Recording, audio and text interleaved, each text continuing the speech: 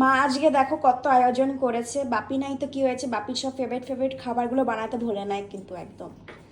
আজকে জামাই ষষ্ঠী, এটা আমার করা একদমই উচিত না, প্রচুর কমেন্ট আসবে, কিছু করার নেই। আমি মনে করি ও বাইরে গেছে, কোনো বিদেশে গেছে কাজে, তো অনেকে যখন বাইরে থাকে তখন তো খাওয়াই ভালো মন্দ। আমি তো প্রপার জামাই ষষ্ঠী তো মানে ওকে দিয়ে করাচ্ছি না, কিন্তু ওর পছন্দের খাবারগুলো আমি ওর জন্য করার চেষ্টা করেছি।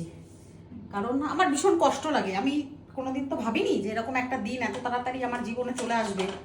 সুখটা আমার কপালে সইলই না বেশি দিন।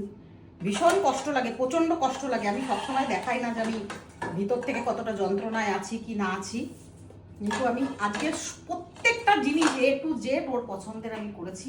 কারণ আজকে জামাই ষষ্ঠী, দেখো আমার দিকে ঘুরে আছে। তো কি কি করেছি ওর জন্য দেখো, ওর পছন্দের কেশর পোলাও করেছি, এই যে কেশর দিয়ে পোলাও, বাসন্তী পোলাও, ঠিক আছে। ওখানে দেখো ওর পছন্দের পমফ্রেট ফ্রাই, মশলা পমফ্রেট ফ্রাই ওর পছন্দের, সব ওর পছন্দের। চিকেন চাপ, যেটা আমার হাতের ওর সবচেয়ে বেশি পছন্দের, সবচেয়ে বেশি পছন্দের চিকেন চাপ। তারপরে ছেলে এই যে ওর পছন্দের মিষ্টি এনেছে, জাফরান চিত্তরঞ্জন একটা পাওয়া যায় ভাপা টাইপের, ওইটা, কাজু বরফি, আর এটা একটা সোনপাপড়ির মতো মিষ্টি। এইটা অতটা ভালোবাসতো না, কিন্তু এই দুটো মিষ্টি ভীষণ পছন্দের।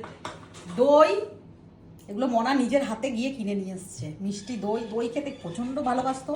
এই প্রত্যেকটা জিনিস যা আছে সব ওর পছন্দের, সব। আমটা দেখাও। ও সরি, আম হিমসাগর। মনা কোনোদিন বাজারে যায় না, তোমরা জানো। মনাকে দিয়ে আমি একটা লঙ্কাও আনাতে পারি না। আজকে বলেছি মনা একটু নিয়ে আয়, জামাই ষষ্ঠী, সবার বাড়িতে এত ভালো মন্দ মন্দ রান্না হচ্ছে, তোরাও তো খাবি। এটাকে জামাই ষষ্ঠী পালন করে না। দেখো যে কোনো অনুষ্ঠানে আমি চাই আমার ছেলে মেয়ে যেন কষ্ট না পায়। প্রত্যেকটা আমাদের আশেপাশের বাড়িতে, সবার বাড়িতে জামাই আছে, এসছে, খাওয়া দাওয়া হচ্ছে, যার যেমন নিয়ম কানুন উলু দিচ্ছে, এই সমস্ত। আমি কখনো চাই না যে আমার ছেলে মেয়ে সেই কষ্টটা ভোগ করুক। আর আমার সোনা, আমি আমি মনে করি, আমার মন থেকে, আমি জানি ও নেই, কোনোদিন ফিরবে না, কিন্তু তবুও আমি এটা ফিল করি যে ও বাইরে কোথাও গেছে, কারণ তাতে কিছুটা কষ্টটা কিছুটা হলেও কম হয়। এইটাই হলো আমার। এটা নিয়ে জানি আমি অনেক রকম আসবে, স্বাভাবিক আশাটা। আমার মায়েরও প্রচণ্ড কষ্ট মনে, সবাই সবার জামাইকে খাওয়াচ্ছে। আমার মা একা আজকে, বোনরাও যেতে পারে নাই, বোনদের বাড়িতে ওর সব যারা 3 ভাসুর যা একসঙ্গে, ওদেরও বিরিয়ানি টিরিয়ানি হচ্ছে। একদম গরম তো, যদি ঠান্ডা হয় তাহলে ঝরঝরে হয়। তো বোনও যায়নি, আমিও যেতে পারি না, কারণ আমার বাড়ির এখন এমন সিচুয়েশন হয়েছে, ম্যাক্সকে রেখে কোথাও যাওয়া আমার পক্ষে সম্ভব নয় বাড়িতে। আর পেঁয়াজ, পমফ্রেটটার ওপরে দেখো এরকম রিং করে করে কিন্তু এটা ফ্রাই করা হয়েছে, ফ্রাই করেছি, যাতে দেখতে আর কি সুন্দর লাগে, যেমন রেস্টুরেন্টে দেয়। প্রচন্ড ভালোবাসতো এইরকম মাছ খেতে। বাপি খুব শৌখিন ছিল, একটু যাতে সাজিয়ে গুজিয়ে দিলে পরে খুব ভালোবাসতো। প্রচন্ড শৌখিন, প্রচন্ড একটা শৌখিন মানুষ। মনের বউকে সাজাতে গোছাতে পছন্দ করতো, যে বউ আমার সেজে গুজে থাকবে, বড় বড় করে আমাকে এত। আমি খুব ছোট টিপ পরি, আমি কোনোদিন এত ছোট টিপ আমি পরতাম না। আমি সব সময় বড় একদম কপাল জোড়া, আমার আগের ফটোগুলো যদি কোনোদিন দেখো, আমি সব সময় মানে এরকম বড় বড় টিপ, আমাকে বড় শাড়ি পরানো, এইগুলো করা।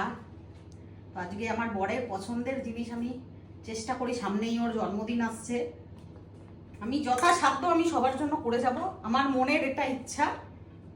ব্যাস, আমি জানি না ঠাকুর আমাকে কি বলবে না বলবে, কিভাবে নেবে, ইউনিভার্স আমাকে কিভাবে নেবে, তাতে আমার যায় আসে না। কিন্তু আমার আজকে প্রচন্ড ইচ্ছা করেছে যে আমি আজকে ওর জন্য সমস্ত কিছু, আজকে ওর পছন্দের রান্না করব, আমি করেছি। আমি জানি না এটা আমি কতটা ঠিক করেছি বা ভুল করেছি। আমি সব সময় ওর জন্য, ওর আমার হাতে চিকেন চাপ মানে তার কোনো বলার কিছু নেই। খাবো আমরাই, কিন্তু তবুও তো ওর মুখের সামনে আমি দেবো না, এই কারণেই মুখের সামনে দিতে নেই, কিন্তু আমি, ও ফিল করবে ওপর থেকে যে মুনমুন ওকে কতটা মিস করছে বলেই এরকম মুনমুন করেছে। দেখো আজকের এটাই আমাদের লাঞ্চ। খুব সুন্দরভাবে আমি মন দিয়ে, আমি অনেক কষ্ট করে এই গরমে দাঁড়িয়ে দাঁড়িয়ে করেছি সারা দিন। মনা আমাকে হেল্প করেছে, গুগল আমাকে হেল্প করেছে। মনা মানে বাজার টাজার এনে দিয়েছে, গুগল আবার সমস্ত কিছুতেই হেল্প করে।